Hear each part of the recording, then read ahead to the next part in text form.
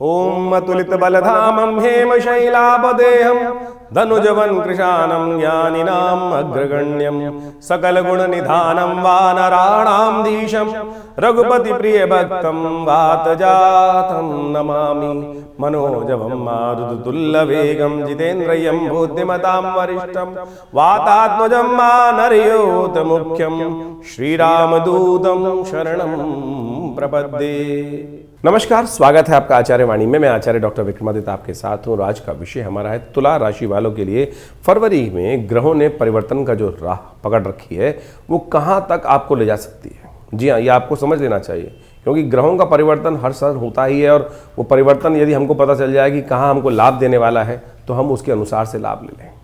जिस प्रकार से एक जीवन में हर क्षण परिवर्तन का कुछ ना कुछ योग बनता रहता है, तो जो फरवरी के महीने में तुला राशि वालों के लिए सबसे बड़ा परिवर्तन का योग बन रहा है। मंगल महाराज परिवर्तन की तरफ जा रहे हैं, शुक्र परिवर्तन की तरफ जा रहे हैं और साथ साथ बुध महाराज ये पहले वक्री होंगे और फिर अस्त होने की तरफ सूर्य की तरफ भागते हुए जाएंगे और वहाँ अस्त होने का योग बना लेंगे। और आपकी राशि के दृष्टिकोण से भाग्य के मालिक होते हुए जो बुध का परिवर्तन का योग है वो कहीं ना कहीं नई अपॉर्चुनिटीज़ को आने से कहीं ना कहीं भाग्य का बल्ब जो है इस समय बस आखिरी में लुपलुपा रहा है और उसके बाद थोड़ा सा कहीं ना कहीं जो भाग्य के रास्ते में आप उम्मीद करके बैठे हुए हैं वो कहीं ना कहीं थोड़े से धोखे दे सकते हैं।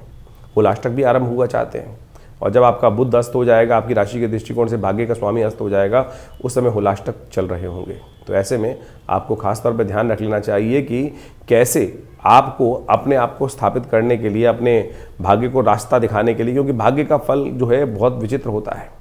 आखिरी किस्मत की जो लाभ मिलता है वो भाग्य से ही मिलता है। तो ऐसे में भाग्य को सपोर्ट लेने के लिए कुछ खास उपाय आपको करने की ज़रूरत है और नहीं तो बनी बनाई काम कहीं ना कहीं रास्ते में धोखा देने के योग बन सकते हैं। कब कौन सा खास उपाय ज़रूरत है वो हम आपको बताने जा रहे हैं। सबसे पहले हम बात कर लेते हैं आपकी राशि के दृष्टिकोण से 21 तारीख की। 21 तारीख का दिन शनिवार का अवसर है और उस दिन फागुन मास के शुक्ल पक्ष की चतुर्थी तिथि विद्यमान है और उसके साथ साथ जो ग्रहों ने परिवर्तन का योग बनाया है वो आपकी राशि के दृष्टिकोण से ध्यान रखना पड़ेगा। दिन थोड़ा हल्का दिखाई देता है।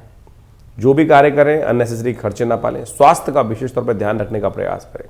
इस समय मौसम परिवर्तन की तरफ जा रहा है और ऐसे में ये परिवर्तन कहीं ना कहीं कई बार होता है कि हमने गर्मी लगी, कुछ हुआ और ऐसे में हल्का सा कपड़ों का थोड़ा सा कुछ ना कुछ परहेज किया तो दिक्कत हो जाती है। और स्वास्थ्य का विशेष तौर पर ध्यान रखने की कोशिश करना, इस बात का ध्यान रखेंगे तो बहुत अच्छा रहेगा। खान पान का भी ध्यान रखने की ज़रूरत है। पानी संबंधित उपयोग जो है वो बड़ी सावधानी के साथ करें तो अच्छा रहेगा। इस दिन शुक्र महाराज बृहस्पति के नक्षत्र में प्रवेश करने की तरफ जा रहे हैं और ये शुक्र का जो परिवर्तन है विशेषतौर बृहस्पति के लिए राशि जो नक्षत्र में, ये आपके लिए बहुत उपयुक्त रहेगा। ये कहीं ना कहीं आपके लिए आने वाले कुछ दिनों में अच्छे रास्ते, अच्छे दोस्ती, अच्छे रिलेशनशिप्स में कुछ ना कुछ आगे चार चांद लगाने के योग बना सकता है। ये बहुत अच्छा है। भद्रा है, दोपहर तक नए कार्यों से बचेंगे तो अच्छा रहेगा। शनिवार का अवसर है और ऐसे में चतुर्थी है, मनोरथ चतुर्थी। भगवान गणेश के मंदिर में जाकर थोड़ा सा उन्हें सिंदूर अर्पित करने का प्रयास करें। मनोरथ चतुर्थी है और साथ साथ इससे आपके मनोरथ सिद्ध होने के योग बनेंगे। शनि का जो नेगेटिव प्रभाव है वो ठीक होने के रास्ते प्राप्त कर सकते हैं शनि महाराज, क्योंकि गणेश जी की कृपा जिस पे होती है ना तो उसके लिए कुछ ना कुछ रास्ता शनि महाराज के भी नेगेटिव प्रभाव खत्म हो जाते हैं। बात कर लेते हैं 22 तारीख की। 22 तारीख का दिन रविवार का अवसर है, 22 फरवरी को, और पंचमी तिथि विद्यमान है। फागुन की पंचमी अपने आप में एक बहुत शुभ मुहूर्त होती है और उस दिन सर्वार्थ सिद्धि योग भी विद्यमान है जो पूरे दिन रहेगा। नए कार्यों को करने के लिए जिस प्रकार से पिछला दिन थोड़ा हल्का था, ये दिन उतना ही बढ़िया दिखाई देता है। आपकी राशि के दृष्टिकोण से ये समय आपके लिए बहुत अच्छा है और जो ग्रहों ने परिवर्तन का योग बनाया है वो परिवर्तन आपकी राशि के दृष्टिकोण से चंद्रमा, शुक्र, ये दोनों के दोनों आपके लिए बहुत फेवरेबल हो गए हैं। मन मस्तिष्क एक नई एनर्जी के साथ आपको आगे बढ़ने की तरफ अग्रसित करता दिखाई दे रहा है और थोड़ा सा विजन भी अच्छा दिखाई देता है। ध्यान रखना, जो पूर्वाभास अब जो मन में हो रहा है उसको थोड़ा सा विशेष तौर पर उपयोग करने की ज़रूरत है। कई बार हमको लगता है कि ये भाव कहीं ऐसा ना हो जाए, वो हो जाता है वैसे कई बार, और ये वैसा ही योग, ग्रह योग आपके लिए बना हुआ है कि जो मन में, मस्तिष्क में विचारों में बात आ रही है वो सामने घटित होती दिखाई देगी। तो उस अपने आते हुए मन के विचारों को थोड़ा सा ध्यान देने की ज़रूरत है, वो अच्छा रहेगा। सूर्य महाराज वैसे ही परिवर्तन की तरफ जा चुके हैं और आपके लिए अच्छा योग बना रहे हैं, तो ऐसे में सूर्य को थोड़ी शक्ति देने का प्रयास करिए। सुबह सुबह भगवान का उनको अर्घ दें, वो आपके लिए सबसे श्रेष्ठ रहेगा। 23 तारीख का दिन सोमवार का अवसर है और उस दिन पंचमी तिथि विद्यमान है। मंगल महाराज परिवर्तन करने के योग बनाते दिखाई दे रहे हैं और साथ साथ चंद्रमा उच्च के होने की तरफ अग्रसित होते दिखाई दे रहे हैं। ये दोनों परिवर्तन यदि आपकी राशि के दृष्टिकोण से देखा जाए तो काफ़ी मामलों में अच्छे योग बनाते दिखाई दे रहे हैं। थोड़ा सा इमोशनल पॉइंट ऑफ व्यू अपने आप को थोड़ा बैलेंस रखने की ज़रूरत है। मन थोड़ा सा कहीं ना कहीं ऐसा हो सकता है कि आने वाले समय में थोड़ा भटकाव की तरफ जाए। थोड़ा सा मन में ऐसा हो सकता है कि रिलेशनशिप्स को लेकर थोड़ा मन में चोट लगने के योग बने, लेकिन आज नहीं, आज का दिन तो अच्छा ही दिखाई देता है। आगे आने वाले समय में जब ग्रह और परिवर्तन की तरफ जाएंगे तो ऐसा योग बनता दिखाई देगा। 23 तारीख के दिन मंगल भी परिवर्तन की तरफ जा रहे हैं और मंगल जो उच्च के चल रहे थे लेकिन अस्त अवस्था में थे, बड़े विचित्र दौर से गुजर रहे थे। यानी आप मान के चलें आपकी स्थिति मैं समझ सकता हूँ इस प्रकार की रही होगी आपके मनोमस्तिष्क में कि सब कुछ आपके हाथ में होते हुए भी हाथ से बहुत सारी चीज़ें आप कर नहीं पा रहे थे। वो क्या होता है कि कई बार हाथ में पावर नहीं होने के कारण से बहुत सारी चीज़ें हाथ से निकल जाती हैं। ज्ञान होते हुए भी क्या हो रहा है कि हम उसका लाभ नहीं ले पा रहे हैं। ऐसी स्थिति मनोमस्तिष्क में रही होगी और साथ साथ ऐसा भाव चल रहा होगा ग्रह नक्षत्रों के परिवार से प्रभाव से कि सब कुछ संबंध होते हुए भी अपनी अकड़ के कारण से छोटा ना हो जाए, कोई हमारे बारे में नेगेटिव ना सोच ले। ऐसी स्थिति दुनिया को तो आप विचार दे रहे होंगे लेकिन खुद उस पर अमल नहीं कर रहे होंगे। ऐसा योग आपके साथ चल रहा था। अब परिवर्तन का समय आ चुका है। मंगल ने परिवर्तन कर आपकी राशि में आने वाले कुछ समय में अच्छा योग बनाता दिखाई दे रहे हैं और ये आपके लिए एक अच्छा ज्ञान के मार्ग को भी खोलते दिखाई दे रहे हैं। लेकिन ये एंजाइटी डिसऑर्डर आपको पीछे छोड़ने वाला नहीं है। अननेसेसरी थोड़ी सी रात्रि की नींद, कहीं ना कहीं जो आराम है उसमें खलल पड़ता दिखाई दे रहा है। थोड़ा सा अनिद्रा की शिकायत इन दिनों आपको परेशान कर सकती है। मंगल का उपाय आपको लगातार करना चाहिए। मंगल के मंत्र का जप करें, ओम क्रांग क्रीं क्रौंग सैं हमाय नमः। इस वक्त मंगल राहु के साथ बैठकर, सूर्य के साथ बैठकर, शुक्र बुध के साथ बैठकर जिस प्रकार का योग बना रहे हैं वो पंचग्रही योग जो बना हुआ है वो कहीं ना कहीं द्वंद्वात्मक स्थिति मनोमस्तिष्क में उत्पन्न करता दिखाई दे रहा है। दिमाग बहुत ज़्यादा चलेगा और जब दिमाग बहुत ज़्यादा चलता है, शांत नहीं होता है विचार, तो फिर क्या होता है, अनिद्रा की शिकायत भी हो जाती है। तो ऐसे में थोड़ा ज्ञान मुद्रा का अभ्यास करें, ये मन को शांत करेगा। ओमकार का जप करें। हनुमान जी का लगातार पाठ करना आपके लिए बहुत ज़रूरी है। ये खास तौर पे ध्यान देने की आवश्यकता तुला राशि वालों को, क्योंकि मन की शांति है ना, सबसे पहले प्रायोरिटी होनी चाहिए। नहीं तो सब कुछ बढ़िया होते हुए मन अशांत रहे और रात की नींद तक नहीं प्राप्त हो तो फिर क्या फायदे की ज़िंदगी प्राप्त होती है, फिर बहुत कष्टमय समय निकलता है। कोशिश करें मंगल को शांत करें। मंगल का प्रभाव राहु के साथ, सूर्य के साथ जिस प्रकार का है और सूर्य ने यहाँ पर मंगल को अस्त कर दिया है और राहु ने सूर्य के साथ एक साथ आने के कारण से थोड़ा सा थाली के बैंगन वाली स्थिति ला दी है। कहीं ना कहीं जो स्थितियाँ डामाडोल होती दिखाई दे रही हैं। तो इस वक्त आपको खास कुछ उपाय की ज़रूरत है। हनुमान जी का सुंदरकांड का पाठ आपने लिख करें, हनुमान चालीसा का पाठ करें, हनुमान जी को कभी कभी छोला चढ़ाएं। वैसे हम बताएंगे आपको, लगातार हमारे यहाँ पर कार्यक्रम चलते रहते हैं हर मंगलवार को। जब तक ये मंगल अस्त रहेंगे तब तक हमने सुंदरकांड का बहुत सुंदर कार्यक्रम रखा हुआ है। हनुमान जी के नाम से यज्ञ रहेगा, उसमें आप स्वयं भाग ले सकते हैं और बैठ सकते हैं और इन सब उपायों करके कष्ट से निवृत्ति का योग बन सकता है।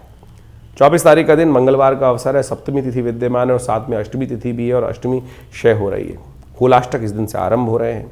ग्रह नक्षत्रों के दृष्टिकोण से यदि आपके ग्रहों का उपचार देखा जाए तो इस समय ग्रहों ने एक बड़ी विचित्र प्रकार की स्थिति आपकी राशि में बना रखी है। एक तो पंचग्रही योग बना हुआ है आपकी राशि के दृष्टिकोण से, दूसरा साथ साथ चंद्रमा का एक परिवर्तन, उच्च के होने के साथ साथ चंद्रमा का जो परिवर्तन हो रहा है वो कहीं ना कहीं लोगों की जो आपके प्रति भावना है वो आपके मन पर उसका प्रभाव पड़ता दिखाई दे रहा है। इस संसार में ना कोई किसी के बारे में अच्छा नहीं सोचता, इस बात का आपको ध्यान रख लेना चाहिए। और जितना कुरेदोगे ना उतना ज़्यादा गंदगी ही बाहर आएगी। तो जो जैसा लेप लगा हुआ है, जैसा मेकअप हो रखा है, उसको वैसे ही रखने का प्रयास करो। बहुत ज़्यादा अंदर झांकने की ज़रूरत नहीं है। आप कहोगे फिलॉसफिकल बात है, फिलॉसफिकल नहीं, आपकी राशि के दृष्टिकोण से जो ग्रहों का योग है वही हम आपको बताने का प्रयास कर रहे हैं। तो इसका सबसे बड़ा तरीका जो होता है, अपने मन को प्रबल करने का प्रयास करें। मन को प्रबल कैसे होगा? मन प्रबल होगा साहस से, सही दिशा में देखने से। गलत दिशा की तरफ देखना बंद करोगे तो सब चीज़ें अपने आप हो जाएंगी। तो इस संसार में कहा गया है, सुर नर मुनि जन की रीति, स्वार्थ लाग करे सब प्रीति। सब स्वार्थी हैं, तो क्यों बीच में फंसते दिखाई दे रहे हो? उन सब कुछ चीज़ों को त्यागने का प्रयास कीजिए, आपके लिए अच्छा रहेगा। 24 तारीख का कंटिन्यू करेंगे। 24 तारीख से होलाष्टक आरंभ हुए जा रहे हैं और खास तौर पे ध्यान रखना चाहिए तुला राशि वालों के लिए। ये होलाष्टक का समय आपकी राशि के दृष्टिकोण से बड़ा विचित्र दिखाई देता है। ये होलाष्टक में क्या होता है कि वैसे ही ग्रह आपके लिए ऐसा प्रकार बने हुए हैं, पंचग्रही योग बुद्धि भाव में बैठकर खेल रखते दिखाई दे रहे हैं। यानी युद्ध का वातावरण बनता दिखाई दे रहा है। बुद्धि में ही आदि बुद्धि का भाव इधर चल रहा है, आदि बुद्धि का भाव उधर जाता दिखाई दे रहा है। तो ऐसे में अपनी बुद्धि को, घर को शांत रखने का आपको प्रयास करना चाहिए, बहुत ज़रूरी है। शत्रु इस वक्त दबे हुए हैं और दबे ही रहेंगे, ऐसा बिल्कुल दिखाई देता है। लेकिन उनके इंटरनल जो भावना है वो तो आप बदल नहीं सकते। जिन्होंने नेगेटिव सोचना है वो तो नेगेटिव आपके लिए सोचेंगे ही सोचेंगे। और ऐसे में होलाष्टक में कई बार ऐसा योग बन जाता है जो कहीं ना कहीं विचित्र स्थिति को उत्पन्न करने की योग दे देता है। तो आपकी राशि के दृष्टिकोण से हमें दिखाई देता है कि अपने घर की, अपने व्यवसाय की रक्षा करने के लिए एक छोटा सा उपाय यदि आप करें तो बहुत कल्याणकारी रहेगा। मोरपंख, ये बहुत जबरदस्त चीज़ है मोरपंख। जी हाँ, भगवान कृष्ण सिर पे धारण करते थे। कारण क्या था? कारण था कि भगवान को भी नजर लग जाती थी। भगवान को खासतौर पर इस बात को कहा गया कि मोर का पंख अपने आप में जादुई शक्ति रखता है। और आपकी राशि के दृष्टिकोण से हमें दिखाई देता है कि मोर के पंखों का, 7 पंखों का बंधनवार बनाकर आप कोशिश करें, काले धागे में उसको डालिए और उस धागे को अपने घर के मुख्य दरवाजे पर 7 बनाकर और उसको सिद्ध कर लीजिए, ओम नमो भगवते वासुदेवाय, ओम नमो भगवते वासुदेवाय। इस मंत्र का जप करते हुए 108 बार जप करें और अपने हाथ में उस पूरे बंधनवार को इस प्रकार से रखकर अपनी सद्भावना, देखिए आपसे ज़्यादा सद्भावना आपके लिए कोई और नहीं कर सकता है, इस बात का ध्यान रखो। आप बाहर पैसे खर्च करके बहुत सारे लोगों को कैसे दे देते हो, बाजार में जो पता नहीं पेंडुलम लटके होते हैं बहुत सारे घरों के आगे हम जाके देखते हैं, कोई कुछ लगा लेता है, कुम्हार से बने हुए, कोई कुंड कुछ लटका हुआ है, कोई कुछ लटका हुआ है, कोई जीभ लटका के कोई चीज़ कर देता है। मंत्र से पूत होकर ये जो शास्त्रोक्त उपाय हम आपको बता रहे हैं उसका रेफरेंस भी दे रहे हैं, तो उसको समझने का आपको प्रयास करना चाहिए। ये लगा लीजिएगा, और नहीं तो फिर नज़र लग जाती है ना, फिर बेचारा परेशान व्यक्ति हो जाता है और कष्ट में हो जाता है। होलाष्टक ऐसे ही जले बुझे दिन माने जाते हैं। तो सीधा सा उपाय हमने आपको बताया रखा और इसको बांध दीजिए होलाष्टक के दिन आरंभ से, और देखिएगा पूरे वर्ष आपके घर पर कोई अला बला नज़र इत्यादि का नेगेटिव प्रभाव आपके व्यवसाय स्तर पर बिल्कुल नहीं होगा। तो इसको लगा के रखिए, देखिए बहुत सुंदर योग आपके लिए बना रहे हैं। और खैर इस दिन मंगलवार का भी योग बन रहा है, अष्टमी है, क्षय हो रही है दिल्ली के पंचांग के अनुसार से, और ऐसे में ये ध्यान रखें कि मंगल इन दिनों अस्त चल रहे हैं। तो आपके लिए सबसे श्रेष्ठ होगा कि आप हनुमान जी का सुंदर स्तवन करें। हमने हनुमत ग्रह के, हनुमान जी की प्रसन्नता के लिए हनुमान यज्ञ रखा है इस दिन आश्रम पे, मंगल ग्रह शांति के लिए यज्ञ रखा गया है, और साथ साथ सुंदरकांड का पाठ, सवा मणि का भोग रहेगा। आप स्वयं भी इस कार्यक्रम में भाग ले सकते हैं आनंद भाव से, परमात्मा का भजन करने के लिए बिल्कुल आनंद भाव से आप विवेकानंद योगाश्रम में इस कार्यक्रम में सम्मिलित हों। माँ भगवती का सुंदर दर्शन कर कर, हनुमान जी को चोला चढ़ाकर, सुंदरकांड में हमारे साथ बैठकर हनुमान जी के निमित्त यज्ञ कर कर अपने आप को भगवान को समर्पित करें। कष्ट से निवृत्त होगा और भगवान की कृपा से समस्त कष्ट दूर हो जाते हैं। आमतौर पर लोग केवल इस प्रकार से बैठते हैं कि बहुत सारे लोग कहते हैं कि पता नहीं हम खुद हमारे लिए करवा दो। अरे भैया खुद करो ना, बैठ के हमारे साथ आइए, बैठिए और देखिए आनंद से भगवान का स्मरण होगा, आनंद भाव से होगा, मन पवित्र होगा और सब कष्ट दूर होने के योग बनेंगे। वैसे तो बहुत सारे कार्यक्रम समय समय पर होते रहते हैं, लेकिन इस होलाष्टक के समय पर ये कष्ट जो यज्ञ आरंभ हो रहा है इसमें बैठिए, कष्ट दूर होने के योग बनेंगे। 25 तारीख का दिन बुधवार का अवसर है, 9वीं तिथि विद्यमान है और इस दिन ग्रह नक्षत्रों के दृष्टिकोण से जो योग आपके लिए बना हुआ है वो आपके लिए अच्छा है और वो आपको खास तौर पर कहीं ना कहीं व्यावसायिक बुद्धि में उदय करने के योग बनाता दिखाई दे रहा है।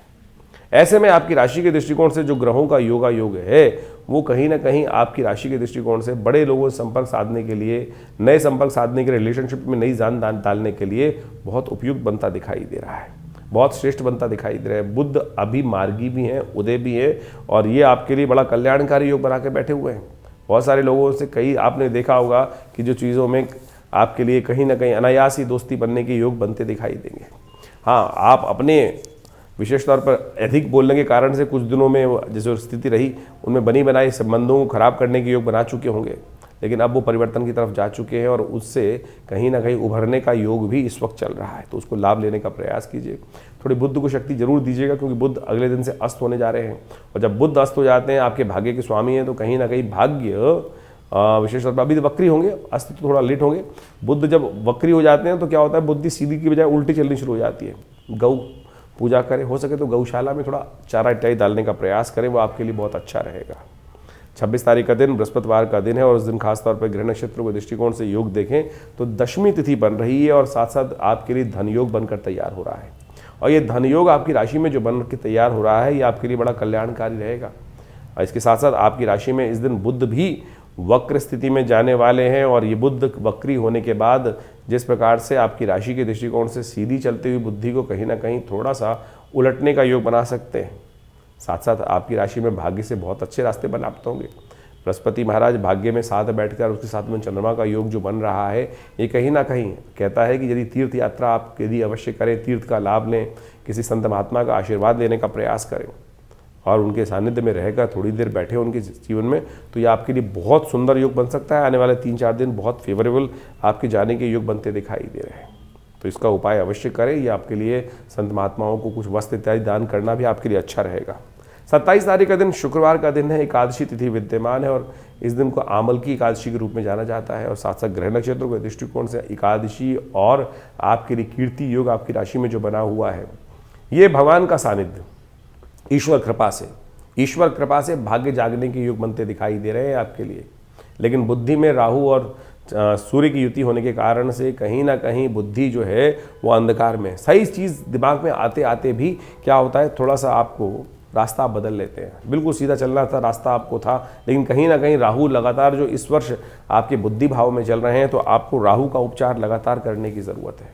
शाम को कभी कभी बिल्लियों को दूध डाल दिया कीजिए, ये आपके लिए बड़ा श्रेष्ठ उपाय है। कभी कभी करते रहिएगा तो ये आपके लिए बहुत कहीं ना कहीं कष्टों को निवारण करने का योग बनाएगा। शाम को भगवान शंकर के मंदिर में जाकर दुग्धाभिषेक भगवान शंकर का कर लेने से, तो ये और या भस्माभिषेक भगवान का कर लेने से राहु का नेगेटिव प्रभाव बहुत चमत्कारी ढंग से आपको ठीक करने के योग बना सकता है, कष्ट से निवृत्ति का योग बना सकता है। यामल की एकादशी जो है फागुन मास के जो शुक्ल पक्ष की एकादशी के दिन कहा जाता है, और ब्रह्मांड पुराण के अनुसार से इस दिन खास तौर पर कहा जाता है आरोग्यता प्राप्त करने का सुंदर योग बनता है। फागुन मास की शुक्ल पक्ष की एकादशी के दिन कहा जाता है कि आंवले के पेड़ के नीचे बैठकर भगवान विष्णु का यथाउचित भाव से पूजन करना, कथा का श्रवण करना से क्या होता है कि जो भयंकर से भयंकर बीमारी के योग भी जीवन में होते हैं ना, ग्रहण प्रभाव के अनुसार से बनते हैं, वो भी कहीं ना कहीं दूर हो जाते हैं। और इस दिन विशेष तौर पर भगवान विष्णु का धात्रेयी नमः इस मंत्र का उच्चारण करते हुए पूजन करना, आंवले का दान करना, भगवान विष्णु को विशेष तौर पर अपनी जितनी आयु हो उतने बड़े आंवले लेकर उनकी माला भगवान को अर्पित करने से अद्भुत रूप से कल्याण के योग बन जाते हैं। तो इस दिन बड़ी श्रद्धा से व्रत करें, भगवान के नाम का संकीर्तन करें, ओम नमो नारायणाय इस मंत्र का जप करें, कल्याण के योग बनेंगे, कष्ट भी दूर होने की स्थिति बहुत बढ़िया से आपकी राशि में बनने की स्थिति बन जाएगी। अपने नाम से इस दिन विशेष तौर पर कोई जीवन में कष्ट चल रहा हो तो कहा जाता है कि आंवले को अपने वजन के बराबर आंवले का दान करने का प्रयास करना चाहिए। इस दिन यथेच्छ मात्रा में इन दिनों बहुत ताज़ा आंवला आ रहा होता है और अभी चैत्र तक तो सुंदर रूप से प्राप्त हो गई होगा। तो ये शास्त्र के अनुसार से जो विधि के अनुसार से वर्णित उपाय हैं इनको करिए, कल्याण होगा। तुला राशि वालों 28 जो फरवरी का दिन है, शनिवार के साथ साथ द्वादशी तिथि युग है और ऐसे में ये जो है पाप नाशिनी द्वादशी के रूप में जानी जाती है तिथि। इस दिन बुध होने जा रहे हैं अस्त। ध्यान रखना, ये बुध का अस्त भाग्य को अस्त करने की स्थिति में जा सकता है। होलाष्टक वैसे चल रहे हैं और किस्मत यदि हल्की सी भी साथ नहीं देगी ना, तो फिर क्या होता है, कई बार कष्ट होने के योग बन जाते हैं। तो बुध को ताकत लगातार देने का प्रयास कीजिएगा। वैसे आपकी राशि के दृष्टिकोण से क्या होता है, इन दिनों ग्रहों का परिवर्तन का योग जो बन रहा है वो आपको लगातार कहता है कि लगे रहो भाई, हटोगे तो फिर बैठने की योग नहीं है, बैठे तो स्थिति खराब हो सकती है। ये स्थिति ऐसी है कि मेहनत, जितनी मेहनत उतना लाभ गारंटेड आपकी राशि में बनते दिखाई दे रहे। कई दिन आपने देखा होगा, कई होता है कि हम लोग को बैठे बैठाए मिल जाता है और कई बार क्या होता है मेहनत करने के बाद भी नहीं मिलता है और कई बार क्या होता है कि जितनी मेहनत करते हैं उतना लाभ होता है। तो ये ऐसा ही गणना इस वक्त ग्रह योग की है आपकी राशि के दृष्टिकोण से कि आपको समझ लेना चाहिए कि आपके लिए मेहनत से बिल्कुल जितना लाभ, मेहनत वेस्ट जाने के योग नहीं बनते दिखाई दे रहे। और एक बात बहुत अच्छी है, कई बार क्या होता है कि हम मेहनत करें कोई और लाभ ले ले, बिल्कुल नहीं ले जा सकता। इस वक्त ग्रह नक्षत्र आपके ऐसे बने हुए हैं कि आपके लिए पूरी तरह से ग्रह प्रशस्त हैं। पाप नाशनी द्वादशी है।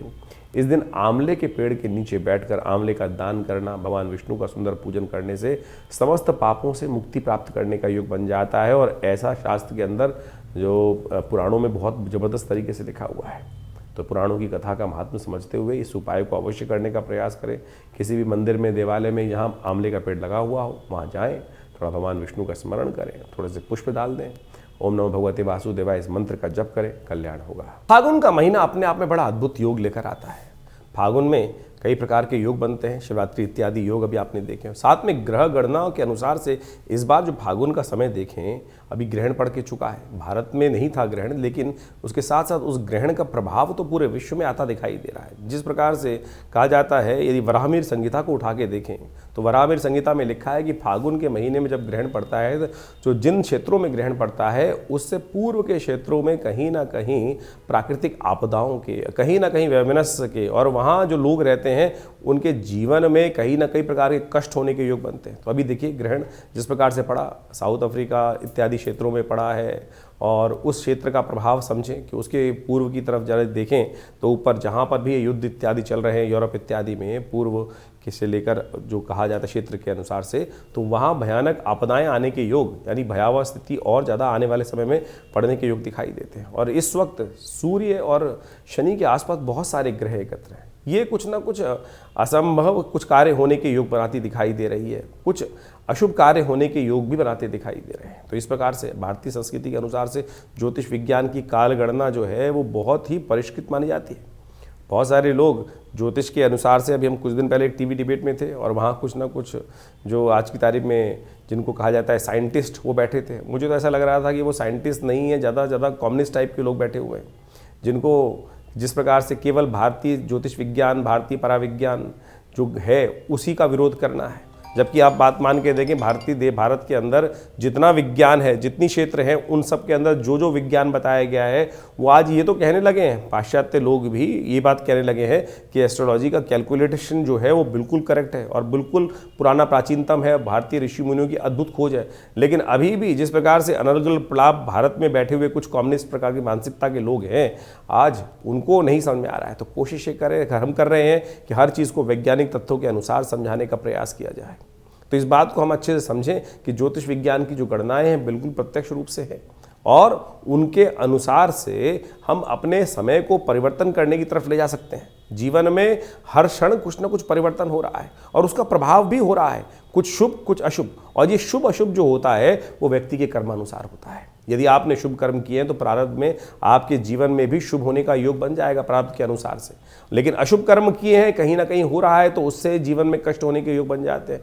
तो हमको प्रयास करना चाहिए, कुछ भी हो कैसे भी हो, जीवन में शुभ की तरफ अग्रसित हों, क्योंकि शुभ किया हुआ कर्म, सोच का किया हुआ शुभ कर्म, वो है आपके जीवन के गलत कर्मों को भी बदल सकता है। शिवरात्रि आई, ये जो उत्सव आते हैं समय समय पर, चाहे वो हर रोज़ हम इस कार्यक्रम के माध्यम से आपके समक्ष जो उपस्थित होते हैं, हम पौराणिक ज्योतिष को लेकर आपके समक्ष उपस्थित होते हैं। ज्योतिष में पंचांग को यदि आप देखेंगे तो हर रोज़ कोई ना कोई तिथि का कोई महत्व शास्त्र में वर्णित किया गया है, और वो इतना अद्भुत है कि उसके अंदर यदि हम जो ज्योतिष के दृष्टिकोण से लोग उपाय की तरफ जाते हैं, उपाय है क्या, टोटकों में फंस गए लोग, ये कर ले, चावल दान कर दे, ये कर दे, वो कर दे, सिर पे से वार के ऐसा कुछ कर दे। ये जो उपाय शास्त्र में वर्णित है, पौराणिक ग्रंथों में आप देखें तो वो टेस्टिमनीज हैं कि जैसे लोगों ने अपने जीवन में कष्ट आए और उनको निवृत्त दूर करने के लिए लोगों ने क्या क्या उपाय किस प्रकार से, वो कथाएं नहीं है, टेस्टिमनीज हैं लोगों की, और जो शास्त्र में ऋषि मुनियों ने वर्णित करी हैं, किस काल में किस प्रकार से उपाय किया, कैसे किया और उससे क्या कुछ ठीक हुआ। जो सत्यनारायण की कथा आप समझे कि वो सत्यनारायण की जो कथा है वो केवल कथा नहीं है, लोग सोच के बैठ जाते हैं, वो वास्तविक तौर पे वो प्रभाव है कि लोग बताते हैं कि किस प्रकार से उनके जीवन में कष्ट आया और उस कष्ट को ठीक करने के लिए उसने कौन सा किस प्रकार का उपाय किया। और सत्य माने वो जो कथा में टेस्टिमनी है, उस उपाय को, उस नाम हरि नाम का संकीर्तन करके व्रत कर कर वो कष्ट से व्यक्ति दूर हो गया। तो आप जो है, हम जो आपकी राष्ट्रीय के दृष्टिकोण से जो उपाय बता रहे हैं वो बिल्कुल शास्त्र के, हम तो ग्रंथ का नाम तक बताते हैं आपको कि किस ग्रंथ में कैसा कौन सा उपाय वर्णित है, उसको कर लीजिए, वही आपके जीवन के कष्टों को दूर करने वाला है। और ग्रहों की चाल समझें, ग्रहों की चाल इस समय ज्योतिष के दृष्टिकोण से आप देखें, बहुत सारे ग्रह फरवरी के अंत में परिवर्तन की तरफ जा रहे हैं। मंगल सबसे बड़ा परिवर्तन प्राप्त करने वाले हैं। मंगल का योग जिस प्रकार से बनने वाला है, वो परिवर्तन करने के योग बनने वाला है, वो बहुत विशेष प्रभाव आपकी राशि के अनुसार से उत्पन्न करने वाला है। उसको हमने आपको बताया भी किस प्रकार का प्रभाव रहेगा। कोशिश करें, प्रयास करें कि इन सब प्रभावों को ठीक अपने जीवन में लाने के लिए। बुध महाराज अब अस्त होने जा रहे हैं, बुध का बहुत जल्दी अस्त होना, और सूर्य के सन्निकट, शनि का सूर्य के सन्निकट, इतने सारे ग्रहों का जो होना, वो कहीं ना कहीं कुछ अशुभ योगों को उत्पन्न करता दिखाई दे रहा है। तो इसको ठीक करने के लिए जो उपाय हम समय समय पर आपको लिए बता रहे हैं, तो उनको करिए। ईश्वर की कृपा से आपके जीवन में बहुत सारे कष्ट दूर होने के योग बन जाएंगे। और मंगल अभी अस्त चलने वाला है, ध्यान रखना, मंगल अभी काफ़ी लंबे समय तक अस्त चलने के योग बना ही रहा है। तो ऐसे में तो आप कोशिश ये करें, हनुमान जी का नित्य प्रति स्तवन करते रहें। अभी 1-1.5 महीना मंगल अभी अस्त चलेंगे और ऐसे में इस समय में मंगल जो है दुस्साहस करवा देता है कई बार और गलत कार्यों में फंसा देता है। और जिन जिन की कुंडलियों में कुछ मंगल अशुभ स्थिति में चल रहे हैं, दशाएँ चल रही हैं या शनि का कुछ नेगेटिव प्रभाव चल रहा है, तो उनको तो खास तौर पर कुछ ना कुछ उपाय करते रहना चाहिए जो हम बता रहे हैं। और जिस प्रकार से आप अपने स्वास्थ्य को दिखाने के लिए डॉक्टर के पास जाते हैं, वैद्य के पास जाते हैं, उसी प्रकार से अपनी ग्रहों की गणना को भी समझने के लिए समय समय पर अपने ज्योतिष विद से, अपने ज्ञानी ज्योतिषों से अपनी मंत्रणा करते रहना चाहिए, क्योंकि समय से पहले पूर्वाभास हो जाता है फिर, और उससे बचने के बहुत सारे रास्ते मिल जाते हैं। हज़ारों लोग इसका लाभ उठाए, करोड़ों लोग मैं कहूँगा लाभ उठाते आए हैं इससे। तो आप भी अनेक विडंबनाओं को मन से हटाएं। और कई बार हम अपने ज्योतिष कार्यक्रम के माध्यम से बहुत सारी चीज़ें बताने का प्रयास करते हैं। अभी हमने पिछली बार आपको बताया था कि इस बार 5 मंगल का योग बन रहा है और ये 5 मंगल फागुन में पड़ रहे थे। और एक महानुभाव हमारे चैनल पे कमेंट करके बोल रहे थे कि भाई साहब फरवरी में तो 4 मंगल पड़ेंगे। फरवरी नहीं बताया जाता है, फागुन के महीने में इस बात को बताया जाता है। तो आप कोशिश ये करें, हमारे मनोमस्तिष्क में आज समाज में ना ऐसा हो गया है कि हर चीज़ को काटना ही है। सीधी तरह से चीज़ों को समझने का प्रयास करें। ज्योतिष के माध्यम से हम जो भी अपने चैनल के माध्यम से बता रहे हैं वो आपके कल्याण के लिए ही बताने का प्रयास कर रहे हैं, और उसी जो उपाय बता रहे हैं, हम यहाँ कुछ बेच नहीं रहे। आमतौर पे जितने भी आज दिख रहे हैं समाज के अंदर कि जो भी कुछ ज्योतिष गणना बता रहे हैं, कोई नग बेच रहा है, कोई कुछ और बेच रहा है, कोई और लगातार बेचने के लिए दुकान खोल के बैठ गए। इस कार्यक्रम के माध्यम से हम आपके समक्ष जो कुछ शास्त्र में वर्णित है, जो उपाय शास्त्र में वर्णित है, उन्हीं को पुराणों से निकालकर आपके समक्ष उपस्थित करते हैं। एक एक बात को तर्क के दृष्टिकोण से रखते हैं। कोशिश करें उनको सही रूप से अमल करने का प्रयास करें। और फिर भी कोई मन में शंका हो तो चिंता ना करें, ये दिल्ली में जो आश्रम है वो आपके लिए ही बनाया गया है। हमारे पिता आचार्य श्री केशव देव जी महाराज ने आज से 70 साल पहले इस आश्रम की स्थापना करी और दिल्ली में ही करी, और वहाँ हम शोध संस्थान चलाते हैं। 50 से ऊपर पुस्तकें जो हैं भारतीय संस्कृति, पराविज्ञान, मनोविज्ञान, योग विज्ञान, मंत्र विज्ञान, यज्ञ विज्ञान, मुद्रा विज्ञान, योग इत्यादि पर, कर्मकांड इत्यादि पर हमने बहुत बृहद रूप से लिखी हैं। चाहे वो कुंडलनी ध्यान साधना के संबंध में हो, आध्यात्मिक साधना के संबंध में हो, और समय समय पर महीने में कम से कम 10 बार बड़े कार्यक्रम होते हैं। उसमें हम स्वयं बैठते हैं, स्वयं मिलते हैं आपसे। तो आप आइए और आज राजा रानी कथा सुनने से ऊपर उठे, शास्त्र को समझें। हमने रामचरितमानस के ऊपर हर रविवार को स्वाध्याय रखा हुआ है, और उसमें राजा रानी कथा नहीं, उस विज्ञान को, भारतीय संस्कृति के विज्ञान को आप कैसे अपने जीवन में उतार सकते हैं, उसको सार रूप में समझने का प्रयास करना। जैसे कथाओं पे करोड़ों रुपए खर्च किए जा रहे हैं, जबकि कथा पुराने ज़माने में ऐसे ही ज़मीन पे बैठ के की जाती थी, जंगल में, बाग में बैठ के की जाती थी। लेकिन आज 2-2 करोड़ 10-10 करोड़ रुपए खर्च कर जो एक रेपुटेशन और किस प्रकार से कथाओं को करने का व्यवस्था बनाई जा रही है, वो बड़ा दुर्भाग्यपूर्ण है। और बड़े बड़े मंच पे लोग बैठकर धर्म के प्रति किस प्रकार का बात बोलते हैं। बहुत लंबे चौड़े बड़े कथावाचक हैं। उन्होंने अभी राम कृष्ण कथा कहते कहते कृष्ण को भी कितनी प्रकार से उपहास, भगवान का भी उपहास उठाने का प्रयास किया। अरे शास्त्र में कैसी घेलमेल हुई है, क्या इन ज्ञानियों को पता नहीं है? इन ज्ञानियों को ये भी समझना चाहिए कि शास्त्र के दृष्टिकोण से जो रहस्य की बातें बताई गई हैं उसको अपनी विवेक बुद्धि के अनुसार से उपयोग करें। केवल मंच को आप अपनी सेल्फ की जो भी कार्य करने की बात कर रहे हैं। शास्त्र में कितना लोगों ने, हमारे भारतीय संस्कृति में कैसे कैसे लोगों ने कैसा कैसा दुराग्रह किया है। शास्त्र को प्रमाणित रूप से बदल दिया गया। क्या क्या पता नहीं, अपने हित स्वास्थ्य को सिद्ध करने के लिए, चाहे वो अलग अलग मत के लोग रहे, अलग अलग राजा रहे, अलग अलग जो आक्रांता रहे, उन्होंने हम सनातन धर्म के ऊपर कैसे आक्षेप करने का प्रयास किया है। और वही मंच के माध्यम से बड़े बड़े कथावाचक भगवान कृष्ण, भगवान को भी नहीं छोड़ते हैं। आपको कथावाचक होते हुए, लोगों को ज्ञानी महात्मा होते हुए इस बात को समझ में आना चाहिए कि शास्त्र में एक बात को बताया गया है, तो अगर उसमें कुछ बदलाव किसी ने किया है तो कम से कम कथावाचक के रूप में, ज्ञानी के रूप में यदि व्यक्ति उपस्थित है, व्यास गद्दी पे उपस्थित है, तो उसको तो कम से कम समझ लेना चाहिए। तो मैं कहूँगा ये मुरारी बाबू जैसे लोग भी आज जिस प्रकार से अलग अलग प्रलाप करने की बात करते हैं, दुखद है। बड़े बड़े पद पे बैठे हुए लोग केवल आज उपहास करने का प्रयास कर रहे हैं, और आज वृंदावन से, मथुरा से कितने लोग इस क्षेत्र में घुसते चले जा रहे हैं। ज्ञान नहीं है, संस्कार नहीं है, परिवार नहीं है, और उसके बाद भी जिस प्रकार से शास्त्र को प्रमाण उपस्थित नहीं करते हैं। गलत जहाँ पर है उसको गलत करने का प्रयास कीजिए, गलत कहने का प्रयास कीजिए, अपने मंच से उस बात को ना कहें तो अच्छा रहेगा। तो इस बात को समझने का प्रयास करना चाहिए। भारतीय संस्कृति परम शुद्ध है, सम्मान की संस्कृति है। और वहाँ पर परमात्मा ने जो भी उदाहरण उपस्थित किए, भगवान ने जो भी ऋषि मुनि ने उदाहरण उपस्थित किए हैं, हम सबके कल्याण के लिए किए हैं। लेकिन हमारे शास्त्रों के माध्यम से बहुत सारे लोग उस मंच को गलत तरह से उपयोग करने का प्रयास कर रहे हैं। आप सबको उसको समझना चाहिए। और जो भी कोई मन में प्रश्न हो तो आप आइए हमारे आश्रम में। दिल्ली में विवेकानंद योगाश्रम बहुत बड़ा शोध संस्थान है, बड़ा हॉस्पिटल है। योग प्राकृतिक चिकित्सा में बहुत अद्भुत रूप से आध्यात्मिक क्षेत्र में हम कार्य कर रहे हैं। आप सबसे रविवार को भी मिलते हैं। हर रविवार को सुबह 8 से लेकर 11 बजे तक बड़ा कार्यक्रम चलता है। मंगलवार को सुंदरकांड के कार्यक्रम चलते हैं। तो समय समय पर आप आकर आश्रम पर जुड़ सकते हैं और अपने प्रश्नों का निदान भी जान सकते हैं। और हर रविवार को वहाँ जनरल एक सामूहिक कार्यक्रम रहता है सुबह के समय पर। आप उसमें सादर आएंगे तो कोई फीस नहीं ली जाती है। बहुत सारे लोग फीस के चक्कर में घूमते रहते हैं। आश्रम में रविवार को भंडारा होता है, मंगलवार को भंडारा होता है, हर मंगलवार हर रविवार को भंडारा होता है। गौशाला चल रही है बहुत बड़ी, सबका उसमें कार्य करने के लिए हम कार्य करते हैं। तो दिल्ली के क्षेत्र में हम तो लगे हुए हैं। यज्ञ इत्यादि हर रोज़ 8 घंटे रविवार को होता है। माँ भगवती का सुंदर शिव विग्रह विद्यमान है, जो मुल्तान से 500 साल पुराना शिव विग्रह। हमारा सौभाग्य था कि हमारे परिवार में भगवती का शिव विग्रह का जो है आना 1947 में, और वह आज भी मूर्ति दिव्य चमत्कारी मूर्ति भगवती की प्रतिष्ठित है। उनका दर्शन कर लेने मात्र से माँ भगवती जीवन में कल्याण का रास्ता बना देती हैं, सदकर्मों का उदय कर देती हैं। तो आइए दिल्ली में विवेकानंद योगाश्रम में हम आपका स्वागत करेंगे और जुड़िए इस परिवार से, कल्याण होगा।